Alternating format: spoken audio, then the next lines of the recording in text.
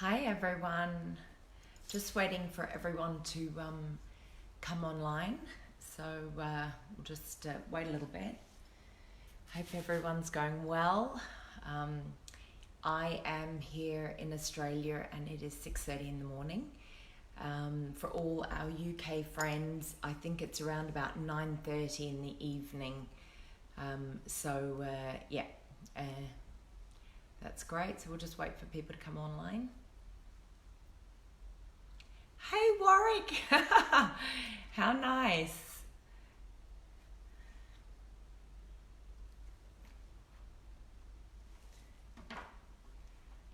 So we're just waiting for a few more people to come online. And then we'll get started. We are doing both Instagram and Facebook, so if I'm sort of looking at two different screens, you'll know why. So we'll just wait for a few more people to come on. I know all our it's good to see you too, all our friends in the UK. It's about 9:30 in the evening, so Thursday evening. I'm so excited that we can start to work with Northeast UK because they're doing some amazing things for the companies there. So let's just wait. We've got quite a few on. Calder's Kitchen. Hi. I'm going to go over some of the stuff that we did last week. Just to sort of start off so that people have got a bit of a base to understand the China market, and then we'll go into the China platforms and everything else. Hi Tanya. Okay, so I'm going to just get started actually. So food and drink. Hey. So the whole idea, and generally what happens is I would be looking at the Australian market, and we are then sort of really about helping Australian products come into China. But as a lot of people would know, that I have been working with the UK government for such a long time, and how it all started was we're in Shanghai and there are so many companies want to come in, and so we started doing events together. One of the events that we started doing was the UK, the Best of British gin and whiskey tastings. And what would happen is we'd have a big trade show and we'd have over 60 different types of gins, and I would host the event for 4 hours. And with the Consul General, we would go around to each of the suppliers and then we would taste their gin. Now, this is over a course of 4 hours. So it was just absolutely massive. And by the end of it, needless to say, we were all absolutely sloshed. But it started off with around 3 million viewers. Then it went to 5-6 million viewers, then 8 million, and then eventually we got to 10 million viewers. So I was really through that sort of experience, we started working more with UK businesses and then bringing them into Shanghai. And I have to say that the UK businesses have had some incredible success in China. There are a number that I've worked with that have just gone from strength to strength, and also companies that I've seen that were really small companies and that just started building up. So it was really exciting to see that. And through that experience, then we decided to have a more stronger relationship. So that's why now we are working with the Food and Drink Northeast UK, and that's led by Chris Hewitt. And we've done some stuff before, and now we're really trying to help those UK businesses. So 6:30 is super early, but don't worry, it's really for those UK businesses. The next time I will do, for those Australian people out there, I will do another one a little bit later at 9:30. So let's get started. So if you are thinking about coming into the China market, I'm just going to review this. I know it's back the front, but I think it's worthwhile sort of just going through it so that you can have an understanding. So if your product is here and this is the Chinese consumer. So what happens is there are a number of different ways that you can actually enter the China market, and through that process, you know, that's why you need a strategy, because the whole strategy concept is that you pick something that will work for your brand and then you stick with it. What I found with a lot of companies wanting to enter China is they kind of think that they need to do everything, and that gives them a lack of focus, a lack of strength, and also then they decide not to commit because they're confused. Should I do this? Shouldn't I do that? And then you get this feeling of just not moving forward. So I'm going to go through this just quickly.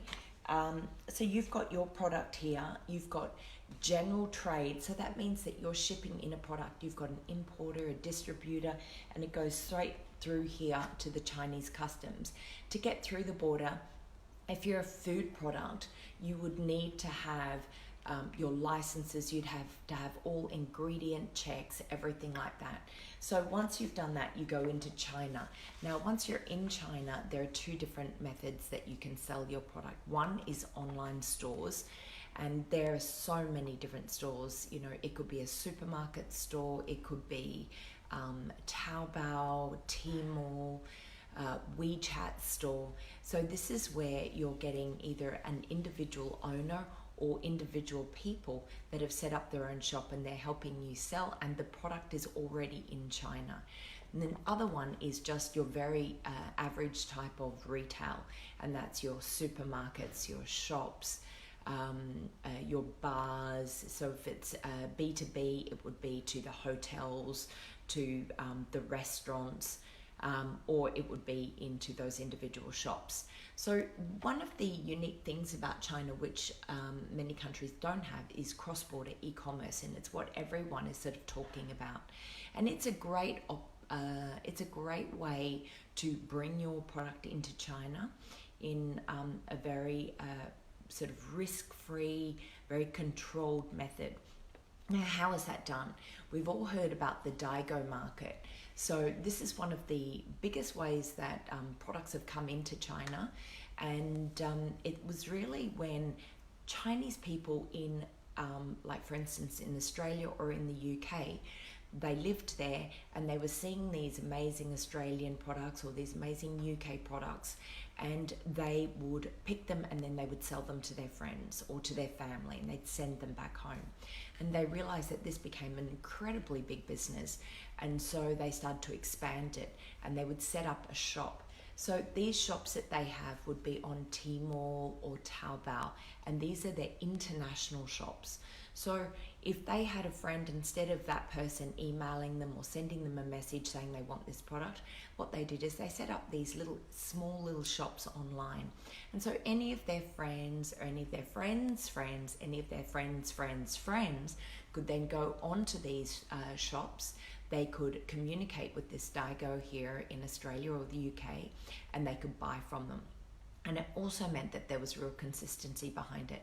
Now, this is where the milk powder sort of scandals came in, where people would with the milk powder is that they would buy them, they'd put them into their carport, and then they'd be sending them. So what would happen is in Australia, most of the milk powders were taken off the shelves and they were bought by people that at Daigou, and they were being sent overseas to specifically to China, which of course caused a big uproar because a lot of people couldn't get those products that were in, like Australians couldn't, mothers couldn't buy the milk powder.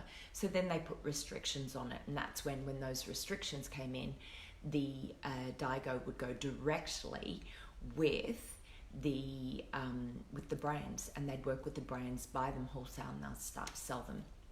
So that's what the Daigou market is. This is your product. What happens with the Daigou market, which is really important, is the Daigou look at the market they're living in, and they see what's on the shelves. They see what the people of that country love, and that's what they start to promote into the country. So there is another way, is when your brand has already picked up a bit of a following, you can actually set up your own Tmall store. Now, Tmall or JD, this means it's like a flagship store and it's just branded for you. We're going to go into more detail about the online sites.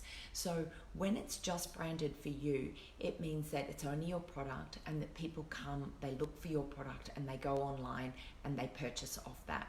It's still an international one. There are a lot of costs involved and people don't realize that. They go, it's so great setting up a Tmall store, and they set it up and then they realize that there's $10,000 to $20,000 Australian a month that needs to be paid to manage that store and to sell. So you really need to make sure that if you do that, that you're already making an incredible amount of sales.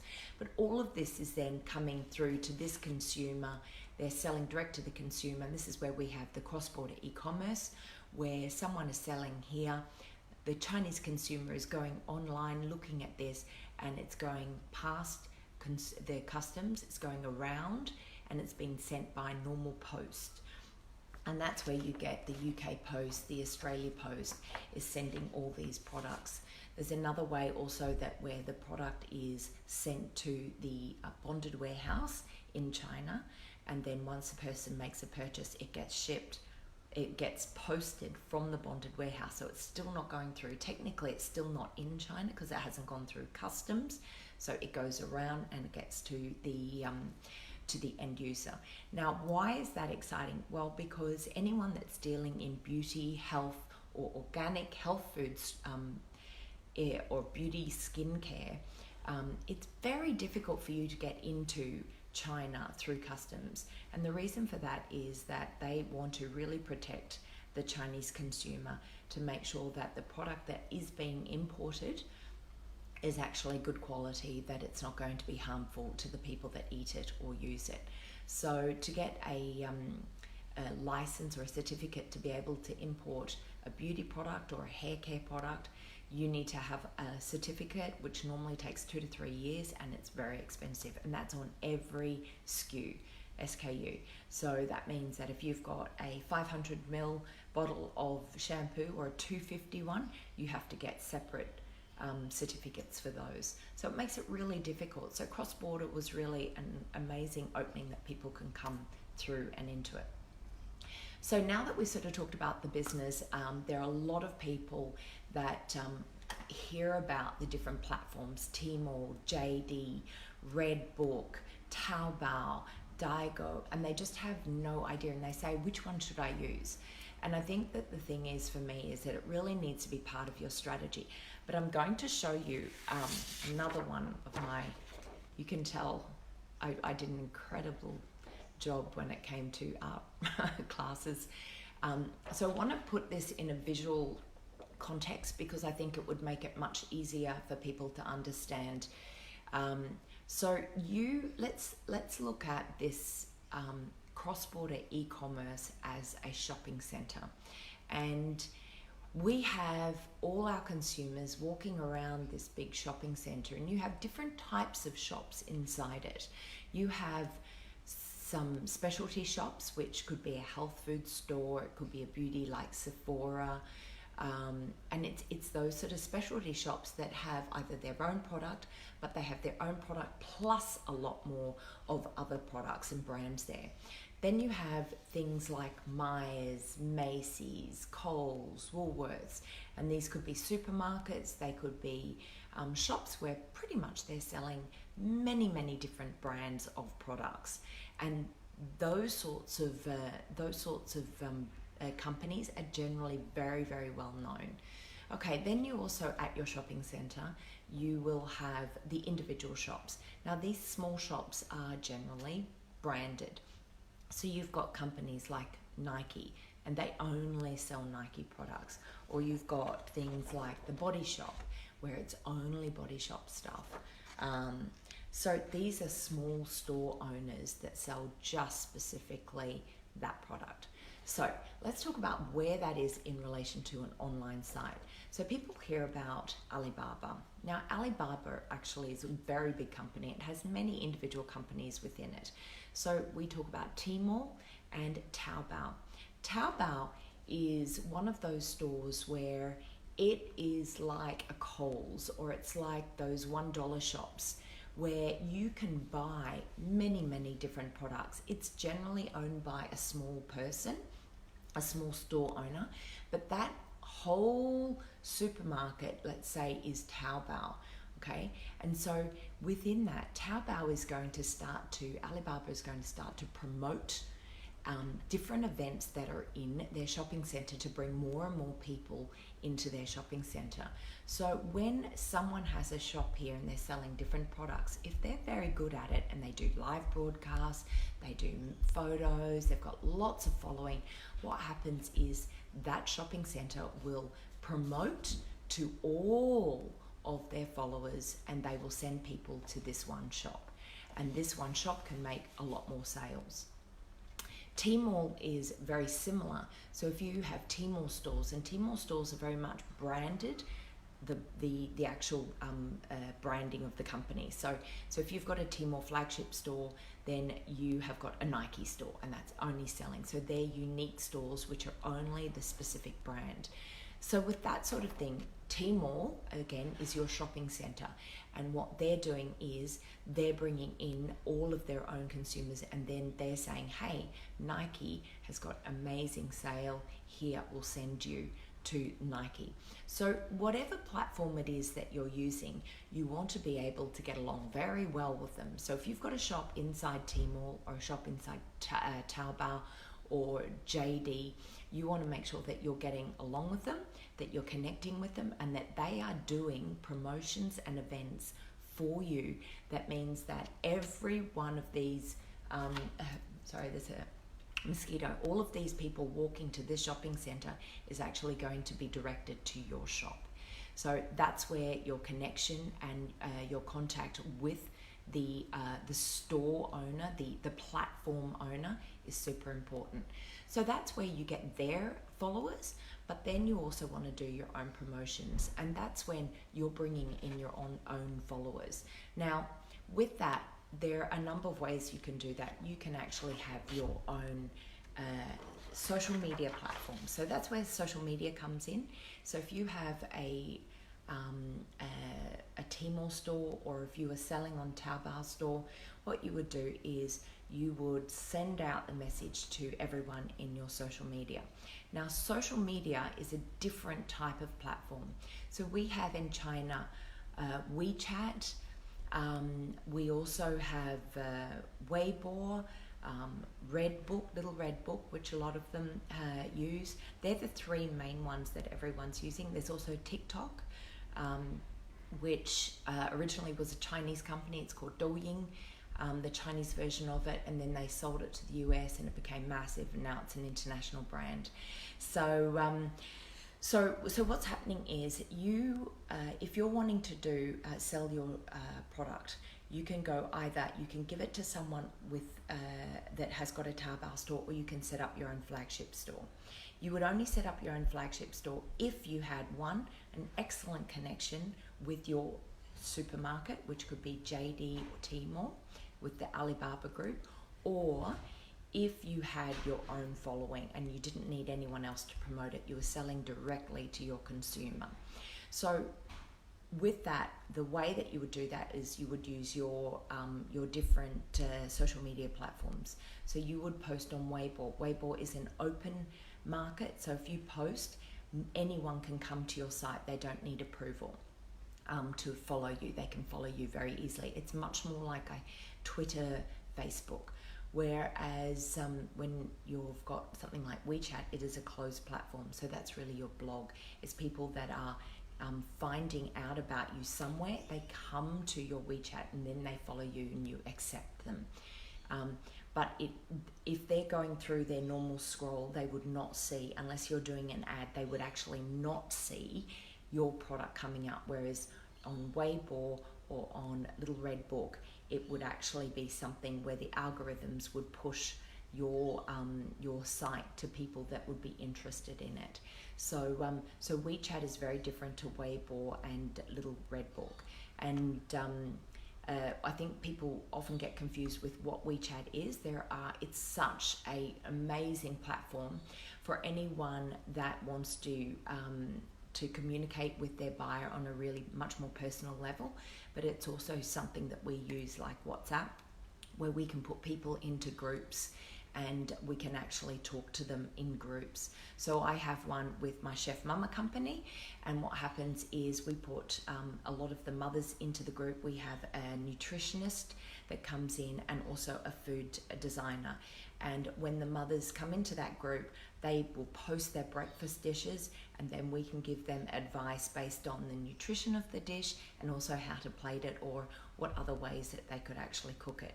So with that, we would do a blog, and we would start to do official articles that would get sent out. So it means that you're connecting on a regular basis with that consumer. So yeah, WeChat is awesome, Sophie. It is. So anyone that wants to use it, there are two different types of account. One is a personal account and one is a company account. If you're going to be selling and you're doing business, you should have both of them, and the company account should be branded with your brand. So if you are a chip company, you should be chip WeChat, or you should be like, for instance, mine, I've got two different WeChat accounts, is Follow Me and Learn. Another one is a Chinese Western fusion life. Ooh, just went off. Okay, so if we go to, I'm going to go back to this. So if we have these stalls, the one thing that we need to think about is, one, how to promote it. So the first thing we need to do is we need to go to the shopping center. So if you're on Tmall, Taobao, JD, Penguin, you need to make sure that you're talking with them, and they might do marketing or advertising of your store within their platform, which means if someone's watching something else, then they will push your ad through to it. The second thing is you need to constantly get your own followers, and the way that you can do that is through your social media platforms, your WeChat, Weibo, and your Xiaohongshu, which is Little Red Book, and also the TikTok. So you're bringing in your own users, and then you can start to convert and make sales, and that's all cross-border. So there is another thing, and that's what everyone sort of talks about when they're talking about these platforms, is celebrity and KOL. And I want to go into what the difference is and how this actually is relevant to these different sorts of shops. The first thing about a celebrity is they're someone that is well known in the media, whether they're a sports person, an actor, a TV host. They're someone that's recognized and that's generally trusted, and they're normally associated with something specific. So for instance, for me, I became a celebrity because of my TV show. It's a daily show that's aired 3 times a day, and it's been aired for the last 18 years in China. It's got over 6 million viewers, and people associate me with gourmet food. And then what happened is, because everyone was interested in my life, people were curious to see how I brought my children up, how I ran 2 businesses, how I used Australian Western products. So what happened was, gourmet food was my sort of one area that I became a celebrity in. And then I started really going on to other TV shows and talking about parenting and how to cook for children, how to lead a better lifestyle, health, wellness. And so I kind of picked up on another market and made me a bit of a celebrity in that area too, and I'm well known for it. Now, with that following, people came to me to find out more about those 2 areas. And so brands would come to me and they'd say, listen, we've got our own platform, but we want to connect with the consumer. How can we do that? Can you work with us? So then they talk to me about being a brand ambassador, or they would talk to me about doing videos for them. For instance, a company I was working with, Tulip, I do all of their food, all of their videos, and then they put it out into the supermarkets and onto their platforms to sell their product. So they use the celebrity to give their brand credibility. Now, they are using those images and that at their events, and also on the supermarkets, at the shops. And it's really, when they've got all their following, they're using that to sell their product. The celebrity is generally not asked to help you sell the product. A KOL is a key opinion leader. They're like your bloggers. They're not known generally for anything specific, but more about how they share their lifestyle. And some people are so amazing at it that they've built this incredible following. And it could be that they talk about fashion, or they could talk about hair or beauty, or it could be more work specific. And they've built this incredible following. Now, with that following, it's their personal following. And so what would happen would be a brand would come to them and they would say, oh my goodness, I want your following. So it's not that they're saying, I want your image. What they want is, we want to take our brand to your following and expose our brand, hi Biggie, to your market. So they would then say, look, can you do a post and talk about our brand? So if you're a fashion company and the KOL, the blogger does fashion, what that happened, they would actually show how to wear the product, and then they would actually promote the brand, and then that link would either go back to the brand, or if the blogger had the capacity, they would actually sell the product directly online. So it's quite a different thing, and generally the brand would not use the KOL's image on their platform. So they're really taking a KOL to get their followers. So that's the difference between a celebrity and a KOL, and how they're used by a brand and a company. One is to give credibility and to help on the brand's platform, and the other one is where the brand wants the followers of the KOL and they want to put their product onto the KOL's post, and that's when they start to bring in more people start to like their product and they can sell directly.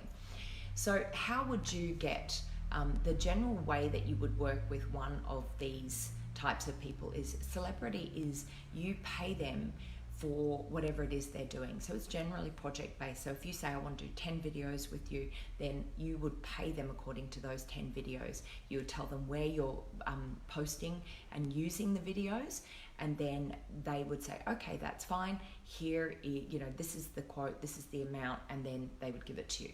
Another way is if the celebrity becomes a brand ambassador. And if they become a brand ambassador, generally it's a year contract, and then you would agree to different events, online events, offline events, photos, videos that person would have to do.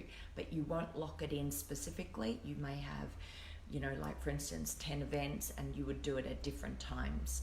So if you were working with a KOL, you would do it in a different way. You would actually pay them by either a post, and the general pricing can be around 30,000 renminbi, which is about 5,000. Yeah, it's about 6,000 Australian dollars for one post if they've got a good following, up to anywhere to $10,000 for a post.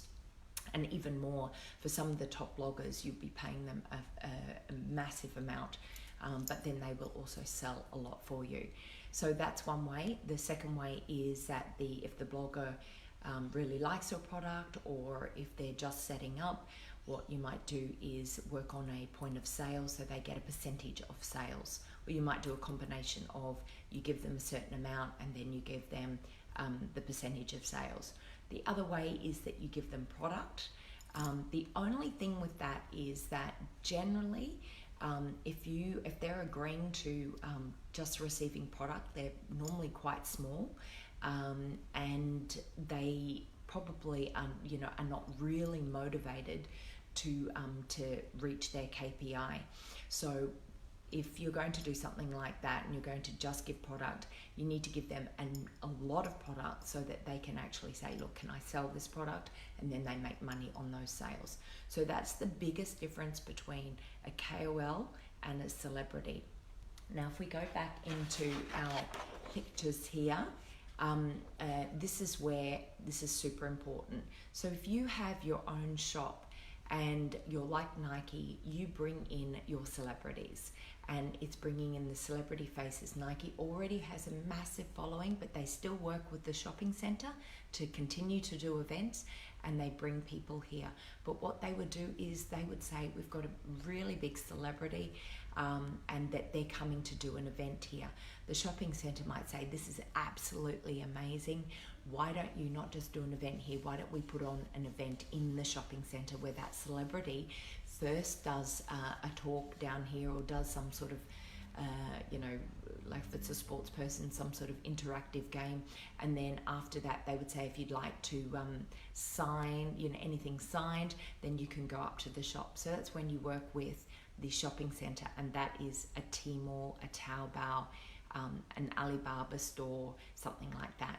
So that's where you bring in your celebrity, and that gives you credibility. It also means that the shopping centre goes, this is amazing. If we tell people this person is here, we're going to bring in more people. So it also benefits all of the other shops in the area.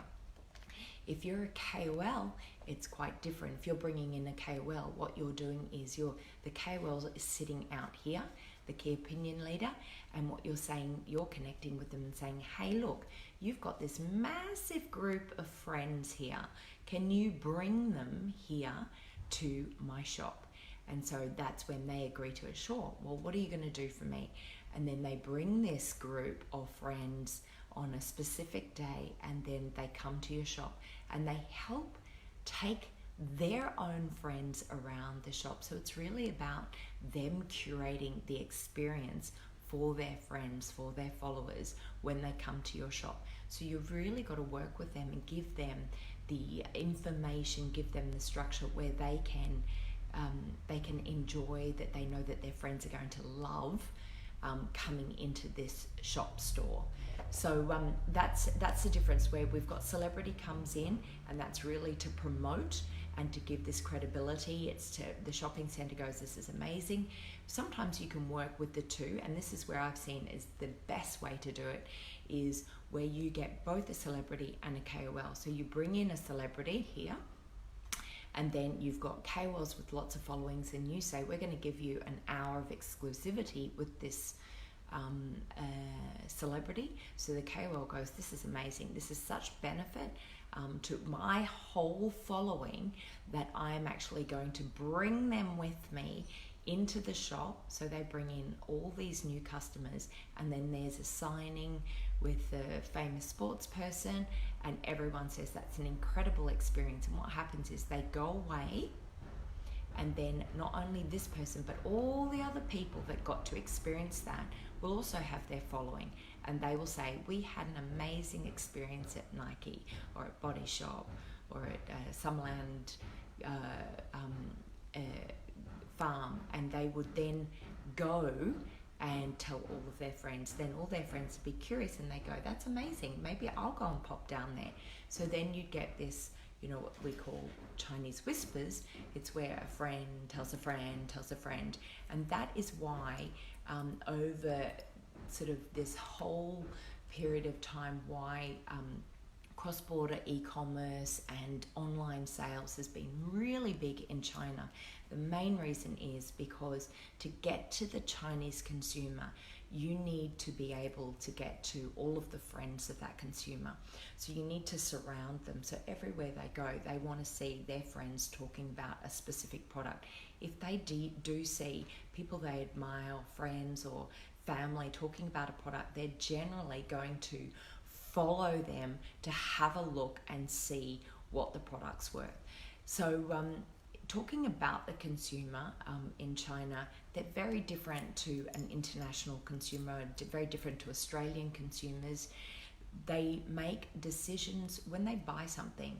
It takes them a long time to make a decision whether they're going to buy it. They do an incredible amount of research, and that's why you've got all these different platforms. They go to these different platforms and research your brand.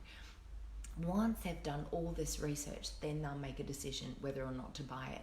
So they're incredibly shop savvy, and when they bring it in, they are also very critical of the product. So they'll look at the packaging, they'll look at how they received it, they'll look at how good the actual product was, and if they like it, they will do a video, they'll post, they'll communicate back to the platform what they thought about the product. If they don't like it, they will also do the same thing.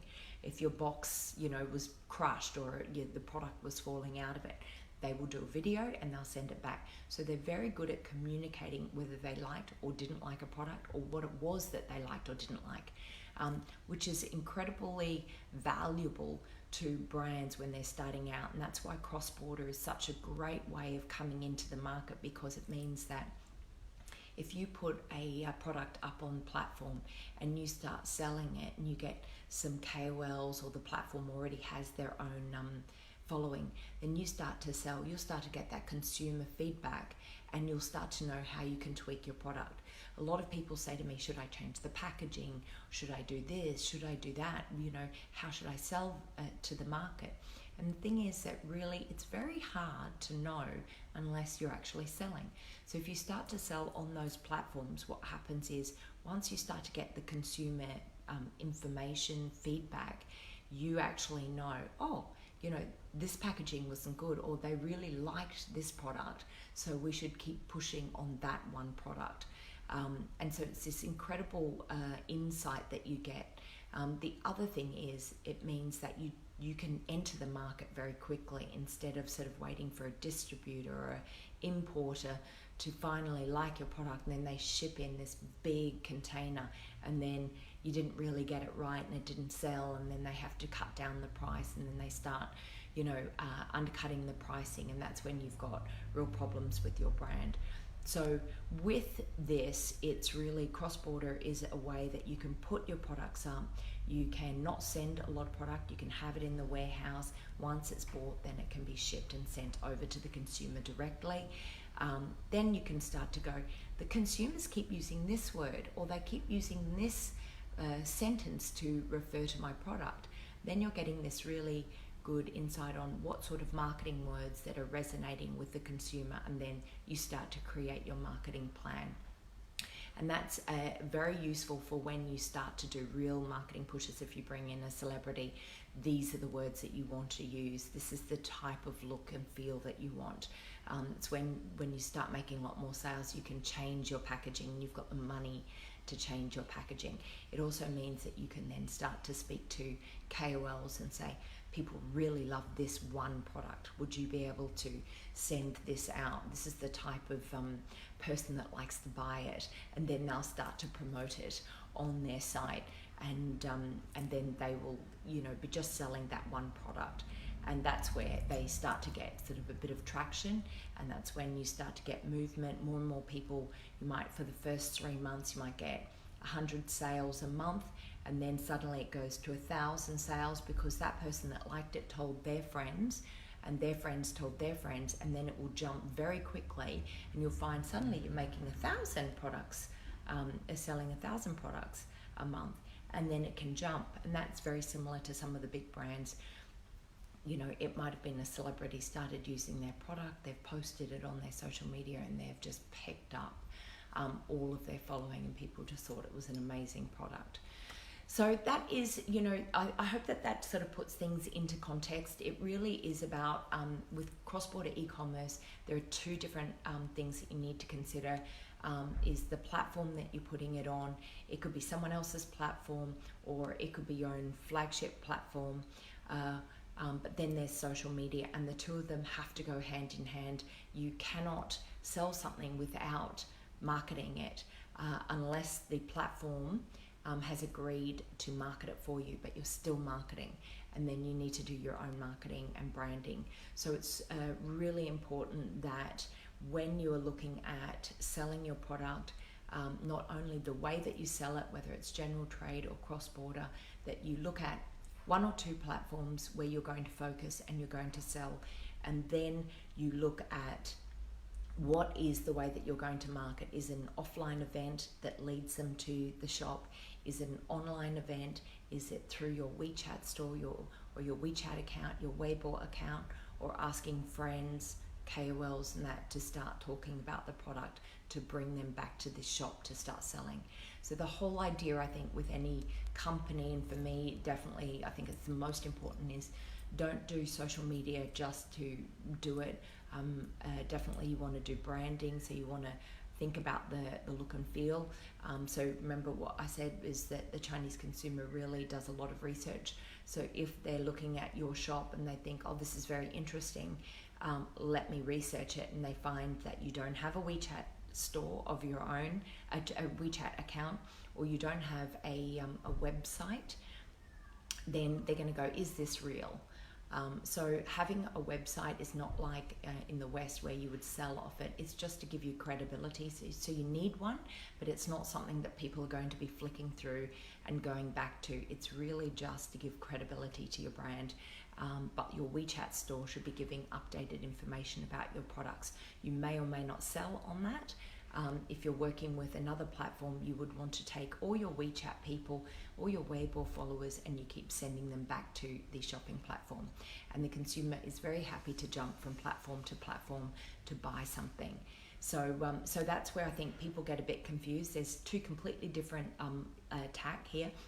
One is your actual sales platform, and the other one is your social media, your marketing platforms, offline, online events, your accounts, and your KOLs. Here is your sales. You want to give credibility, and this is where you put your celebrity in. You want to bring the people to this account because this is where you're going to make the sale. I hope that makes sense for everyone. Trying to just make it really clear for you. So nice to have Melrose on board. Melrose, again, an amazing company that has done such a great, I'll use actually them as an example, a company that does a lot of cross-border products, and they sell an amazing amount. They've got some very core products that they've used, like their green essentials, and it's just done so well. And interesting, we all drink green products based on it being good for immunity and a healthy sort of daily product. And what they found is that Chinese people were picking it up for a different reason, because it actually cleaned your skin, it cured your skin, and then it gave so many other benefits for it. So it had that immediate sort of benefit to the Chinese consumer, and they could see, my goodness, I'm drinking this green essentials and my skin's being cleared up. And that was just, I think, just such a pivoting moment for them, that Chinese people started, their consumers started telling everyone, oh my God, if you've got problem skin, or if your hair's not shining and lackluster, you should buy this product. And it just went absolutely crazy. And it's really, I think Melrose is a really good example of a company that has controlled the whole process, and that has really controlled their consumer, and they've talked to their consumer. They've got amazing people like Danny, who was on MasterChef, to really sort of be their advocates of healthy living, and that has resonated so much with the Chinese consumer. They're a trustworthy company that people could see that they were completely involved with the whole process. You get a lot of companies which sort of put things up online and they just sort of back away and say it's now someone else's problem. I think Melrose is a really good example of a company that just said, you know what, it doesn't matter where you buy this product or what you're using for, we're going to actually hold your hand through that whole process. And if you have questions, we're here to help you. And so I'm so glad Melrose come on, because it's just such an amazing brand, but it's also a really good example of how to do it right in China, and how to control that expansion into China, to really let your followers and consumers know that it's not just about selling the product. It is actually about really helping the consumer, and it's about going, you know what, I really do care about you. And the Chinese consumer can tell it from a mile away. Those people and those companies that are just trying to shove information down their throat just to sort of to sell the product. Come on, you should use this, sell. They back away from it so quickly. And that's why they look to their group, to their following, their peers, to see what are they using. And when everyone around you is using a certain product, then they start to use it too. So it is super important that you don't just hand your brand over to another company. You don't just hand over your social media to another company. that you are completely integrated with that whole process. I have so many people say, oh, I just, gave my, someone else is setting up my WeChat and they do everything. Like, wow, you need to be involved. So any company that I work with, the social media, I make sure that they're involved on a, weekly basis. We go through all the information. They give me photos. I show them the photos or the videos that they do. So they're completely integrated into the whole system. So a big sort of clap to Melrose, just because they have been able to do that. And if anyone is interested, I would actually take a look and see how they've done it. Look at the Taobao stores. Look at how different brands that are similar to you, how they have sold. And go back to Melrose being a phenomenal company, success in China. And remember that the consumer, just because something is really, really sold well in your own country, doesn't mean it's going to sell really well in China. So you need to pick those specific products. And you need to understand, as I said, as soon as you care about the consumer, you care about who they are, then you know that they're going to want this product, and they're going to want to know, like as an example, we were just saying with the green essentials or the red essentials from Melrose, they have such amazing recipes, but then they had this fantastic sort of event launch where they had a competition and Chinese people were using the product in food, in Chinese food, and it was just so interesting because they used it in such a different way. But that's the whole idea, is you don't want to push your way upon them. You want them to take your product and embrace it and to use it in their life the way they want to use it. And when you can do that, you know that it will be incredibly successful.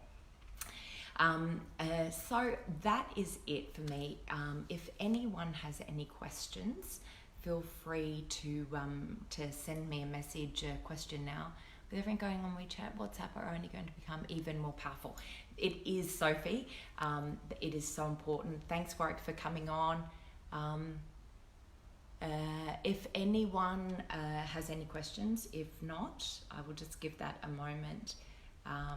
But remember that you can also go to my website, HeidiDugan.com, if you would like to find out more about me and how I can help you with your brand. Also, you can follow me on Instagram, Facebook, and also LinkedIn. Look for me, Heidi Dugan. And we can also continue to have a chat. Had amazing conversations with 5 companies this week from my last live broadcast that were able to, then I did a China strategy for 1 hour with them, and I think that there was massive benefit from them. It gives them their next step to actually enter into China. So congratulations to those 5 winners from our previous live broadcast. Anyone wanting to do something or thinking about entering China, please send me an email. Just go to my website, Heidi, Heidi, Dugan, Dugan.com, and you can contact me then. See you, and thanks everyone for coming on. Love you.